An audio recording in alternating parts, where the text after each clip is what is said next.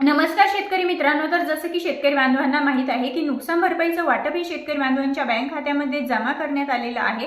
परंतु राज्यातील शेतकऱ्यांसाठी पुन्हा एकदा आनंदाची बातमी आहे, कारण राज्यातील शेतकऱ्यांसाठी आता पुन्हा एकदा नुकसान भरपाई मंजूर करण्यात आलेली आहे। आता ही जी नुकसान भरपाई आहे, खरं तर शेती पिकांचे जे काही मोठ्या प्रमाणावरती नुकसान झालं होतं त्यासाठी राज्य शासनाच्या माध्यमातून नुकसान भरपाई ही दिवाळीपूर्वीपासूनच वाटप करण्यात आलं। याबद्दलचे 2-3 GR देखील निघाले आणि शेतकरी बांधवांना त्याचा लाभही भेटला। परंतु काही शेतकरी बांधवांच्या जमिनी खरडून गेल्या, विहिरींचंही मोठ्या प्रमाणावरती नुकसान झालं, संपूर्ण शेती पिकांचं नुकसान झालं आणि यासाठी आता पुन्हा एकदा राज्य शासनाच्या माध्यमातून काही निधीची तरतूद करण्यात आलेली आहे किंवा मग काही निधी मंजुरीस मान्यता देण्यात आलेली आहे।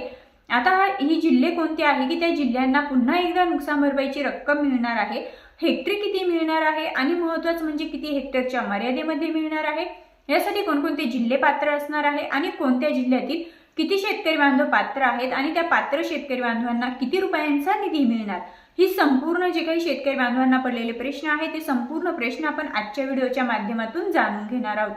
तत्पूर्वी मित्रांनो, आपल्या YouTube चॅनलवरती नवीनच असाल, पहिल्यांदाच आले असाल तर नक्की सबस्क्राइब करा, जेणेकरून शेती संबंधित असेच नवनवीन अपडेट्स आम्ही तुम्हा सर्वांकरिता घेऊन येत असतो।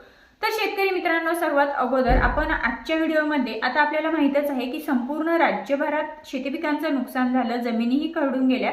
यामध्ये जवळपास 32-33 जिल्ह्यांचा समावेश आहे। परंतु आजच्या व्हिडिओमध्ये आपण 18 जिल्ह्यांची अपडेट जाणून घेणार आहोत, जी की अपडेट आपल्याकडे उपलब्ध झालेली आहे त्यानुसार।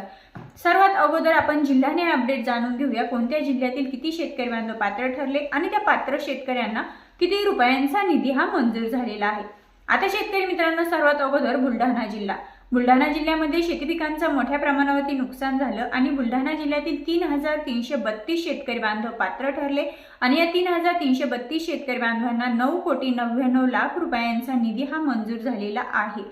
त्यानंतर वाशिम जिल्ह्याचा विचार केला तर वाशिम जिल्ह्यामध्ये 394 शेतकरी बांधव हे पात्र आहेत आणि या 394 शेतकरी बांधवांना एकूण 35,86,000 रुपयांचा निधी हा या अनुदानासाठी मंजूर करण्यात आलेला आहे।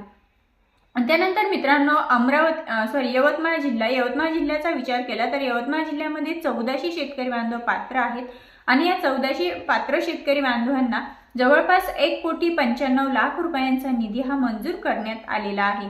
त्यानंतर वर्धा जिल्ह्याचा विचार केला तर वर्धा जिल्ह्यामध्ये एकूण 18 शेतकरी बांधव पात्र आहेत आणि 18 शेतकरी बांधवांना 1,96,000 रुपयांचा निधी हा मंजूर करण्यात आलेला आहे। मित्रांनो, त्यानंतर नागपूर जिल्ह्याचा विचार केला तर नागपूर जिल्ह्यामध्ये 14 शेतकरी बांधव पात्र आहेत आणि या 14 शेतकरी बांधवांना जवळपास 1,88,000 रुपयांचा निधी हा मंजूर झालेला आहे। त्यानंतर मित्रांनो, चंद्रपूर जिल्ह्याचा विचार केला तर चंद्रपूर जिल्ह्यामध्ये 164 शेतकरी बांधव पात्र आहेत आणि या 164 शेतकरी बांधवांना 3,83,000 रुपयांचा निधी हा मंजूर करण्यात आलेला आहे। त्यानंतर मित्रांनो, गडचिरोली जिल्ह्याचा विचार केला तर गडचिरोली जिल्ह्यामध्ये 47 शेतकरी बांधव पात्र आहेत आणि या 47 शेतकरी बांधवांना 5,03,000 रुपयांचा निधी हा मंजूर करण्यात आलेला आहे। त्यानंतर शेतकरी मित्रांनो, बुलढाणा जिल्ह्याचा विचार केला तर बुलढाणा जिल्ह्यामध्ये 3,322 शेतकरी बांधवांना एकूण 106,74,00,000 रुपयांचा निधी हा या अनुदानासाठी मंजूर करण्यात आलेला आहे। त्यानंतर बुलढाणा जिल्ह्यामध्ये 3,332 शेतकरी बांधव पात्र आहे। तसेच मित्रांनो, अमरावती जिल्ह्याचा विचार केला तर अमरावती जिल्ह्यामध्ये सुद्धा शेती पिकांचं मोठ्या प्रमाणावरती नुकसान झालेलं आहे, मोठ्या प्रमाणावरती जमिनी खरडून गेलेल्या आहेत आणि अमरावती जिल्ह्यासाठी सुद्धा काही रुपयांचा निधी मंजूर झालेला आहे, काही शेतकरी बांधव त्यासाठी पात्रही झालेले आहेत। त्यानंतर या व्यतिरिक्त शेतकरी मित्रांनो, धाराशिव जिल्हा असेल, गडचिरोली जिल्हा असेल, सातारा जिल्हा असेल, सांगली जिल्हा असेल, याही जिल्ह्यांचा, त्यानंतर अहिल्यानगर जिल्हा असेल, याही संपूर्ण जिल्ह्यांमध्ये मोठ्या प्रमाणावरती शेती पिकांचं नुकसान झालेलं आहे आणि हे नुकसान भरून काढण्यासाठी राज्य शासनाच्या माध्यमातून दिवाळीपूर्वीच नुकसान भरपाईचे जे वाटप आहे ते मंजूरही करण्यात आलं आणि सुरुवात देखील करण्यात आलेली आहे। त्यानंतर रब्बीचं अनुदान देखील शेतकरी बांधवांना दिलं गेलं, परंतु ज्या शेतकरी बांधवांच्या जमिनीच खरडून गेल्या, ज्या शेतकरी बांधवांच्या जमिनीच उद्ध्वस्त झाल्या, अशा शेतकरी बांधवांना आता ही पुन्हा अतिवृष्टी नुकसान भरपाईची रक्कम ही राज्य शासनाच्या माध्यमातून याची जी काही जी अपडेट आहे किंवा मग राज्य शासनाच्या माध्यमातून हा जो काही प्रस्ताव आहे हा प्रस्ताव केंद्र सरकारकडे पाठवलेला आहे। आता केंद्र सरकार याला जेव्हा मान्यता देईल तिथून पुढे संपूर्ण प्रक्रिया सुरू होईल। मग शेतकरी बांधवांना द्यायची अतिवृष्टी नुकसान भरपाई ही हेक्टरी 45,000 रुपये आणि 2 हेक्टरच्या मर्यादेमध्ये, म्हणजे एका शेतकरी बांधवाकडे जर 2 हेक्टर क्षेत्र असेल तर तो त्या 2 हेक्टरचे पैसे मिळवू शकतो आणि हेक्टरी 45,000 रुपये म्हणजे 2 हेक्टरचे एकूण 90,000 रुपये त्या शेतकरी बांधवाला त्या जमिनीच्या दुरुस्तीसाठी म्हणा किंवा विहिरींच्या दुरुस्तीसाठी मिळणार आहे। मित्रांनो, आजच्या व्हिडिओमध्ये आपण जवळपास बुलढाणा जिल्हा, वाशिम जिल्हा, अकोला जिल्हा, अमरावती जिल्हा, यवतमाळ जिल्हा, नागपूर जिल्हा, वर्धा जिल्हा, चंद्रपूर, गडचिरोली, त्यानंतर नांदेड जिल्हा, छत्रपती संभाजीनगर जिल्हा, बुलढाणा जिल्हा, सातारा, सांगली, त्यानंतर गडचिरोली याही जिल्ह्यांचा, धाराशिव जिल्हा याही जिल्ह्यांचा समावेश होता। या संपूर्ण जिल्ह्यातील शेतकरी बांधवांनी एकजुटीने शेतकरी बांधवांचं मोठ्या प्रमाणावरती नुकसान झालं आणि हे नुकसान भरून काढण्यासाठी राज्य शासनाने एकीकडे नुकसान भरपाई ही मंजूर केलेली आहे, परंतु आपण जर पाहिलं ती फक्त आणि फक्त 20 ते 25% शेतकरी बांधवांच्याच बँक खात्यामध्ये ती जमा झालेली आहे।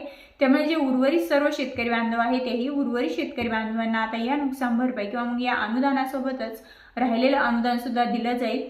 आता मित्रांनो, सर्वात महत्त्वाचा तुम्हाला पडलेला प्रश्न की हे जे काही अनुदान मंजूर झालेलं आहे हेक्टरी 45,000 रुपये आणि 2 हेक्टरच्या मर्यादेत, तर याचं वाटप नक्की केव्हा केलं जाईल? तर शेतकरी मित्रांनो, लवकरच या निधीचं वाटप केलं जाणार आहे। यामध्ये खरं तर 10 डिसेंबर ते 12 डिसेंबर या कालावधीमध्ये किंवा मग 10 ते 12 डिसेंबर नंतर किंवा पासून शेतकरी बांधवांच्या बँक खात्यामध्ये जे काही अतिवृष्टी नुकसान भरपाईचं अनुदान आहे ते जमा करण्याचा प्रयत्न हा राज्य शासनाकडून केला जाईल, अशी माहितीही दत्ता भरणे यांनी दिलेली आहे। मित्रांनो, व्हिडिओ योग्य वाटत असेल तर आपल्या इतर शेतकऱ्यांना नक्की शेअर करा। पुन्हा भेटूया, तोपर्यंत जय हिंद, जय महाराष्ट्र।